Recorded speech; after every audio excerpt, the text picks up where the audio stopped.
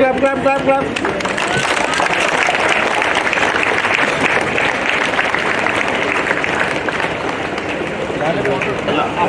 ഇവിടുന്ന് വണ്ടിയിൽ നമുക്ക് കൊണ്ടുപോകാം. നമുക്ക് അവിടെ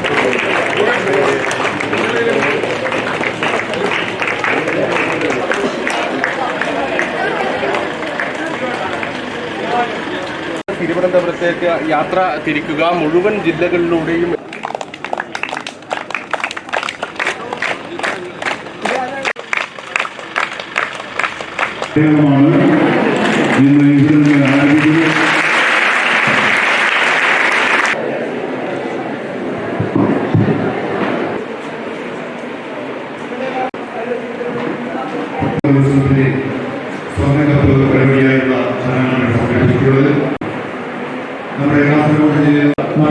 പ്രധാനമന്ത്രി ശ്രീ എല്ലാവരും എഴുന്നേറ്റ് നിന്ന്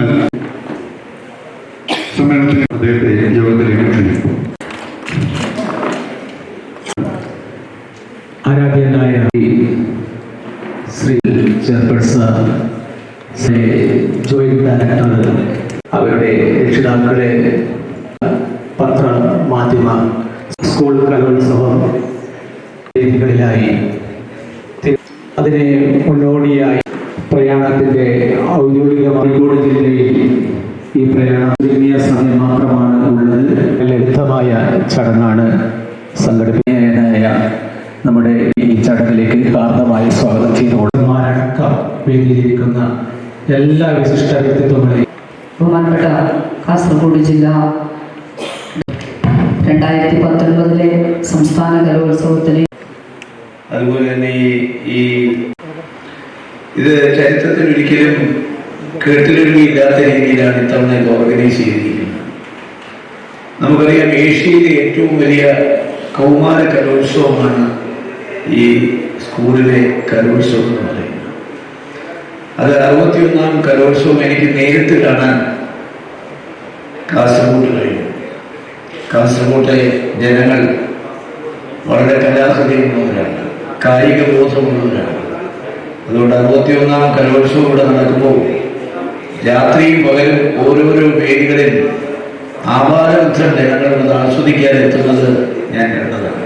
ഈ ട്രോഫിയുടെ പ്രയാണം കേരളത്തിലെ മുഴുവൻ ആളുകളെയും ഈ ട്രോഫി കാണിക്കണം. ഇത് കാണാൻ താല്പര്യമുള്ളവർ കാണാൻ ഒരു അവസരം കൊടുക്കുകയാണ്.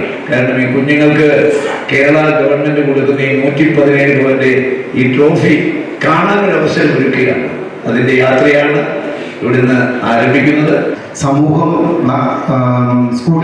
സ്കൂൾ സമൂഹത്തിലേക്ക് എന്ന് പറയുന്ന ആ ഒരു തത്വശാസ്ത്രം അന്വർത്ഥമാക്കുന്ന ഒരു പ്രക്രിയയാണ് നമ്മളുടെ ഈ ഒരു കലാ മാമാങ്കത്തിൽ കൂടെ നടന്നു വരുന്നത്. നമ്മൾ ഇവിടെ ധന്യമായ ബഹുമാനരെ, പ്രിയമുള്ളവർ, വളരെ കൈ വീശി ചാർച്ച നൽകി ഈ സ്വർണ്ണ